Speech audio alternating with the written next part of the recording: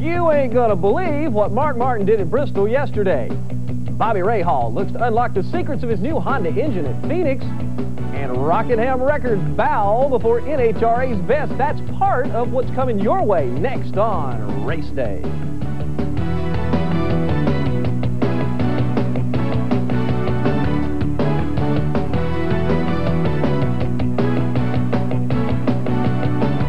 Hey, good morning, everybody. I'm Pat Patterson. Thanks for joining. You know, it seems like NASCAR, IndyCar, and NHRA drivers got together last week and decided to make this weekend a record-shattering one. Each series posted new marks in qualifying, and we'll start with the Winston Cup stars who are in Bristol, Tennessee today.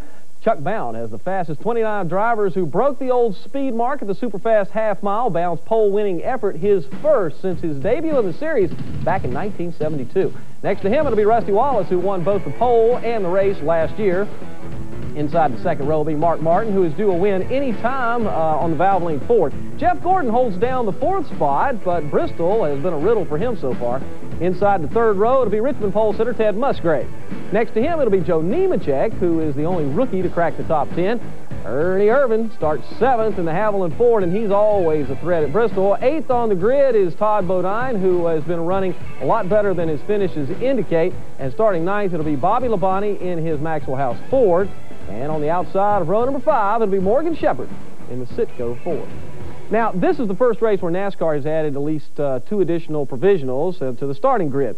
Who benefited from those? Well, Jeff Burton and Dale Jarrett got the 35th and 36th starting spots by using the provisionals, and Darrell Waltrip gained a final berth into the race by using the Winston Cup Champions provisional, just like last year. Those 3 might have had some very unhappy sponsors if this new rule wasn't in effect. After Darlington a couple of weeks back, the issue on everybody's mind going into the race is tires. In the Trans-South 400, an abrasive track surface was blamed in part for the excessive tire wear that had cars pitting much earlier than usual. NASCAR even was forced to waive its tire rule, which allowed teams to switch brands during the race. We asked some of the drivers about their thoughts going into today's always demanding 500 laps around Bristol's high banks. I'm on the right tire, and that's Goodyear. You know, I mean, I wouldn't want to change. We're not going to change, and you know, they've won every race so far, and I think that's going to continue to happen that way. Now, we're sticking with the Goodyears, and that's I'm sure what we're going to stick with all year long. I don't see any reason to change it. There's a handful of guys that's on the Hoosiers, and for the most part, the Goodyears have been the way to go. You know, we don't really need the tire war. Nobody wins in that situation. I feel like the second half of the year, Goodyear will come back and really probably dominate most of the events, like probably they're fixing to do here coming up shortly. So hopefully the war won't last too long. We'll certainly find out more this afternoon. Now, last Tuesday in Charlotte, there was a $1 million christening. That's how much the new Winston Cup garage has cost. In typical Charlotte Motor Speedway fashion, the 50-space garage was unveiled and met with rave reviews. This is impressive. You know, I have been on Eddie and Humpy for a lot of years. You know, how about that garage area? Well, it's coming. So this is impressive. I think they have went right to the top of garage areas. And the garages will see their very first usage during the Winston Select NASCAR All-Star Race, which you'll, of course, see right here live on TNN. Meanwhile, the IndyCar season kicks into high gear stateside with today's Slick 5200 at Phoenix. In time trial, 7 drivers bettered the old qualifying mark. Paul Tracy sits atop the list after earning the pole in qualifying yesterday afternoon in his Marlboro Team Penske. Starting alongside in today's race will be rookie Jacques Villeneuve, who ran well in the season opener in Australia before getting caught up in a crash. On row number 2 is the defending series champ Nigel Mansell and last year's Phoenix winner Mario Andretti. On row 3 is Raul Boesel in the Lola chassis, followed by Emerson Fittipaldi in a Penske. Bobby Rahal is always definitely one of the risk takers in IndyCar. You'll recall last year he tried to tame the former True Sports chassis, but after failing to qualify for the Indianapolis 500, he went back to Lola. This year, he's the point man for a brand new engine program from Honda, and our Bill Hennessy talked with him the other day in Phoenix. Thanks, Pat. We're the 3-time IndyCar champion, Bobby Rahal, and of course the winner of the Indy 500 over the years. Bobby, coming into the 1994 racing season, you have brand new power for your Lola automobile. Yeah, we're pleased to be spearheading the Honda effort in IndyCar racing. It's their first effort ever, and a project that I've worked on for over 6 years. So we're quite excited to sort of lead the way, help introduce them to American motorsports. Why did you want Honda power? Well, I think for our team, it's very important for us. You know, you look at Penske with Ilmore and Carl Haas with Cosworth Ford. They have very close relationships, and I felt it was important for our team to have that. For me as a driver, you dream of being associated with a manufacturer like Honda because you saw the success they had in Formula One and other categories they've been in. And, you know, also, you know, I think it's important for IndyCar racing that I think spectators like, you know, the more variety, the more different types of chassis and engines, the better. So you add all those things up, and it was something that I thought, you know, I really worked hard to try to help bring along. Where will you be at the end of the '94 season as far as points are concerned? Well, I think we're probably, you know, at a little bit of a horsepower disadvantage right now, but I know how hard the Honda people are working on the project, and I expect that even though it's early in the season, I expect that we're going to be very strong contenders for the championship. Certainly that's what we're working for, and time will tell naturally, but you know, I feel we have a very real chance of winning the championship for the 4th time. All I know is Honda has yet to fail at anything they've tried, so give Ray Hall and those guys a chance. In late news from the track yesterday, Mansell crashed into Villeneuve and will be in his backup car today. It's tough luck for Nigel. Villeneuve's team was able to fix their damaged entry. Coming up next, it's off to Rockingham for NHRA drag racing. Don't you go away. Race Day is brought to you in part by Jiffy Lube. If it doesn't say Jiffy Lube, it isn't. And by Mopar Chrysler Corporation Parts and the Chrysler Plymouth, Dodge, Dodge Truck, Jeep and Eagle dealers who sell and install them. Welcome back live to the program, everybody. Even though it doesn't count as a points race, a number of teams are placing a lot of importance on the NHRA Winston Select Invitational this weekend in Rockingham. This is the time to try some new things that might bear some fruit later on in the season. With the extension of the concrete launching pad and the repavement of the rest of the track, the record book never had a chance. Jason Young has our qualifying story. In top fuel qualifying for the 6th annual Winston Select Invitational at the Rockingham Dragway, Scott Coletta was the man to beat in top fuel. He was the low qualifier with a 482 pass at just under 298 miles per hour. Al Hoffman became the newest member of the Funny Car 300 mile per hour club when he ran 300.80 miles per hour. But more importantly, he was the low qualifier with an ET of 503. And in Pro Stock, it was Warren Johnson once again taking the low qualifier honors. He ran a 705 with a new national speed record of 197.49 miles per hour. This is Jason Young reporting for Race Day. Thanks, J-Man. No matter how Corey McLenathan leaves the track today, he'll still be better off than last year at this time. You'll recall his top fuel dragster erupted in flames at this event, and burns he suffered forced the Californian to sit out a while. But that was then. This is now. Tom DeWeese talked with Corey Mack on Friday. Racing is full of comeback stories, and right now we have one developing on the NHRA circuit. We're here with Corey McLenathan, who last year at Rockingham had some bad luck, and I guess, Corey, the road back was completed this year when he got a win in Phoenix. Yeah, definitely. It's hard to come back from a deficit, having an accident like you did last year, and you just don't feel the same as a driver. But when McDonald's came around last year and picked me up for 94, and to go right out in the second race, win one, it definitely puts you back, so to speak, in the driver's seat, and makes you feel really good about the year starting out. Physically and financially, it's tough coming back from something like that, but mentally, how much did the win at Phoenix help you get back into the swing of things? Well, it kind of puts you back in the groove, makes you, I was definitely hungry to begin with, but we needed a win, and especially for your sponsors, McDonald's and everybody, really looking out to do real well this year. So as far as mental outlook and everything, it really puts you back in the driver's seat as far as feeling good about driving, not worrying about bad situations, and with a good, safe race car, it's easy to do. Now, the records have fallen a lot this year. You had the ET record for a while. Are we going to see this all year going back and forth? I think so. There's this year you find probably 8 or 10 cars that can all run in the high 70s, low 80s range, and there's about 5 or 6 cars that run low 70s. So there's a lot more competition-wise and a lot closer race cars in top fuel this year. So I think between 2 or 3 cars, probably myself, Joe Amato, Kenny Bernstein, Scott Coletta, you'll see us bounce back and forth with the records all year. The records are going to bounce back and forth all year, and it's pretty much a guarantee that Corey Mack and the Big Mac Attack will be right there in the thick of it. Pat? All right, thanks, Tommy. Of course, we wish Corey Mack and everybody the best down there today. It's going to be a great afternoon of drag racing right here on TNN. First up at 5 o'clock Eastern, there's a special live edition of NHRA Today from Rockingham. Right after that, we've got the live final round action from the Winston Select Invitational. You don't want to miss it. Coming up next, the racing season in the Northeast kicks off in a big way. Stay with us.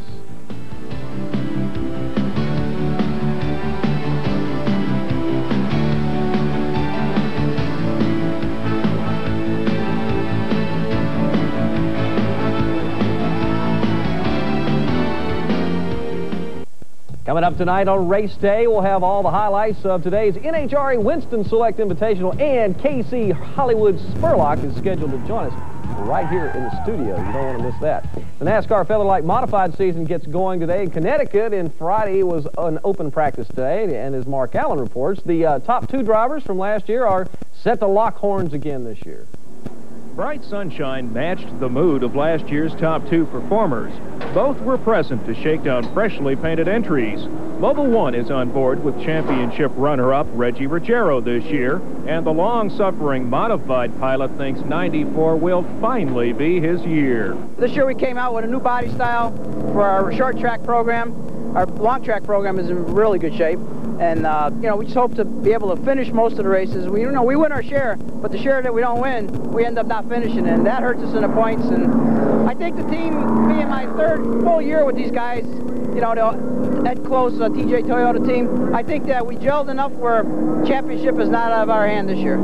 Neither Rick Fuller nor anyone else, for that matter, is ready to roll over and play dead just yet. But the 93 Series champ feels that the path to the championship hasn't changed at all. I'm really happy that we're starting it here at Thompson. It's in my backyard. It takes me about 15 minutes to get here, so it's close to home. We're hoping that, you know, the Polar Beverage RC Cola race team just wants to at least be as consistent as we were last year and maybe rack up a few more wins. This is Mark Allen reporting for Race Day. All right, thanks, Mark. Checking our Mopar performance report. Ed Flimke was the fastest on the clock at Thompson Speedway yesterday, and here's a look at the other top 5, but they're going to have to wait a couple weeks to run this race. We just got word in moments ago that Mother Nature has washed out the race, and it has been rescheduled for May 1st. Now, a bit further up the road in New England, the American-Canadian Tour kicks off the mostly American schedule for 1994. A bad economy north of the border forced the sanctioning body to revamp the series. Today is in Lee, New Hampshire, and the burning question is, where is Junior Hanley? The 3-time defending series champion did not show up in practice yesterday, and there are unconfirmed reports that he will not be returning to defend his title. Efforts to contact Junior were unsuccessful, but we do know that he has filed entries for the first 3 ASA races. Hanley's absence today has ACT regulars smacking their lips. They finally may have a shot at the title. Now, there's another big story out of the Winston Cup ranks, and because you're watching Race Day, you'll be the first to know about it. The United Auto Workers and General Motors Human Resource Center are joining up to sponsor the June race at Pocono, Pennsylvania. It'll be called the UAW GM Teamwork 500, and it is part of a bigger involvement with NASCAR with a special award at each Winston Cup race called the UAW GM Teamwork Award of Excellence. And I had a chance to talk by satellite with 2 of the men instrumental in this project, and we first discussed how the Racing Connection is going to help expose the Human Resource Center concept to a wider audience. This gives us an opportunity, the general public, to really see the skills that workers have, and the opportunity for us, to, as the UAW and GM working together, to really go out there and to show people that it just doesn't take a person that doesn't have the knowledge and the training necessary to assemble a car, but also from the fact that we can showcase the skills that they're gaining through the UAW GM Human Resource Center. Larry, in just a very short period of time, the race that you guys will be sponsoring up in Pocono, Pennsylvania, now to be known as the UAW GM Teamwork 500. Certainly we'll get a lot of publicity from that race itself, but you guys have gone even further than that, and you'll be offering a special award each week in NASCAR to an outstanding team that will be known as the UAW GM Teamwork of Excellence Award. I think that's a unique way to be involved. Pat, I think you're right on point. We view the special award program as unique. The message that will go out to the public, the message that will go to our employees, however, is that we truly, the UAW and General Motors, view teamwork as a very important, if not a critical part of the business. It is critical to work cooperatively, to work as a team, and hopefully by sponsoring the special award, we will be demonstrating it's kind of walking like we talk. Larry, I know that the quality of the automobiles being produced today is obviously a reflection of the relationship that management and labor have with each other today in producing these products, and this whole program kind of solidifies that, doesn't it? Well, Pat, you're absolutely right. Of course, we at GM have made quantum leaps in the area of quality. Just tremendous improvement. That would not have been possible without the cooperation of the UAW leadership, nor would it have been possible without each and every member of the UAW working jointly with the General Motors managers to attain those quality improvements. We're really pleased about that. Well, I'd like to thank both of you for joining and spending some time with us. Congratulations on the sponsorship of the UAW GM Teamwork 500, as well as the weekly award. We'll certainly be watching that throughout the rest of this season, and good luck to both of you. Thanks, Pat. We appreciate it. And it sounds great, and congratulations to the Mattiolis as well at Pocono, everyone at both UAW and GM. And with that, it's time for our Pocono Safety Clean We Care Track Pack sweepstakes, and we all know that Pocono has one of the longest straightaways in NASCAR. The question is, how long is it? 1740, 2,740, or 3,740 feet? If you get a call right after the show and you know the answer, you'll win some great prizes. Here's how you can play. Just send your name, address, and phone number to Pocono Raceway Safety Clean We Care Track Back Sweepstakes. Care of Pocono Raceway, Post Office Box 500, Long Pond, Pennsylvania, 18334-0500. Weekly winners receive $500 in cash and tickets to one of 2 Winston Cup races at Pocono. The grand prize winner gets an all-expenses-paid trip to the June 12th Pocono 500 and $2,000 cash. Race Day is brought to you in part by Mopar Chrysler Corporation Parts and the Chrysler Plymouth, Dodge, Dodge Truck, Jeep, and Eagle dealers who sell and install them. Welcome back, everybody. Let's head back to Bristol for a few moments, where the Grand National Series ran 250 laps on the quick half mile. And as usual, some teams will be busy fixing cars after this one. 36 cars took the green at the concrete-paved Bristol International Raceway, with Mark Martin and the Winn-Dixie Ford taking their early lead over Harry Gant. But just as Martin started pulling away, the field was bunched up because of this crash by Chad Chafin. This was the first yellow on lap 17. The second caution flag flew when Tracy Leslie went for a slide in turn 1. Dave Resendez got a tap and joined the party, as did Kenny Wallace, who continued on. Just after the restart, and Roy Payne was out of control after contact with Joe Bessie. Tom Peck in the Channel Lock Chevrolet and Shauna Robinson were also collected in the third crash of the afternoon. Back to green, and here we go again. That's Ronald Cooper getting too close to Kenny Wallace, and Chad Little had nowhere to go. Back up front, and Martin was the leader. That was the spot he occupied through much of the first 100 circuits. The only other driver to hold that spot was Harry Gant, who took a turn in the Mannheim auction machine. Then it was time for yellow number 7. It came out when Kevin LePage hit the wall in his Vermont Teddy Bears number 71. And not to be outdone, that's Dennis Setzer going for a long slide down the front stretch in the Alliance Chevrolet.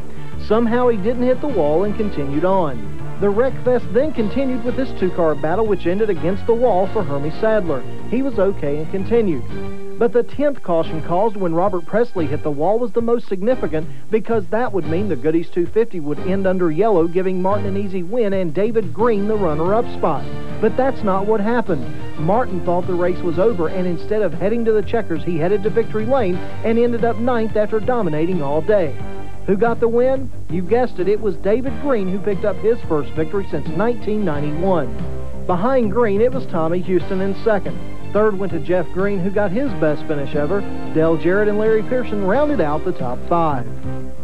Just when you think you've seen everything, right? By the way, tonight on Race Day, Grand National points leader Randy LaJoy joins us live. Last weekend, the 1994 dirt season got underway, and if the first race looked a lot much like the rest of the year was, Paul Schmall has our story.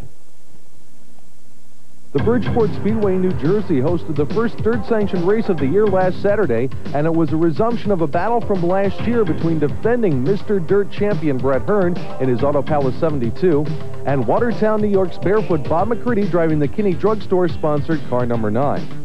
It didn't take long for Hearn and McCready to get to the front of the field in this 25-lap feature event, and they had a terrific battle side by side in and out of traffic. But unfortunately, that battle wouldn't last the entire race. On lap number 17, McCready came up behind a slower car coming through turns 3 and 4. The car got sideways and McCready had no choice but to tap the car as he came by in turn 4. That contact resulted in a flat right front tire for McCready and a trip to the pit area. Dirt regulars Billy Decker in the Wheels 91 and Doug Hoffman in the Estate Landscaping 60 got top 10 finishes in this first race of Bridgeport under full dirt sanctioning. But it was Hearn coasting home the winner after a difficult battle with Barefoot Bob. I thought I was going super good, and there's his nose, you know, so I mean, it's going to be like that all summer, I bet.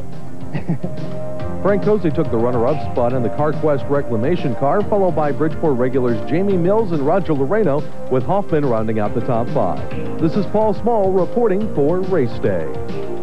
Thanks, Paul. The ACT race is rained out for today. Don't forget, 8:30 tonight, Race Day. A number of seasons kicked off, and we'll have all the action. Plus, Casey Hollywood Spurlock joins us. You don't want to miss it. It's live NHRA Racing on TNN this afternoon at 5. Until then, have a great one. I'm Pat Patterson. We'll see you. RV Center of Branchville, New Jersey.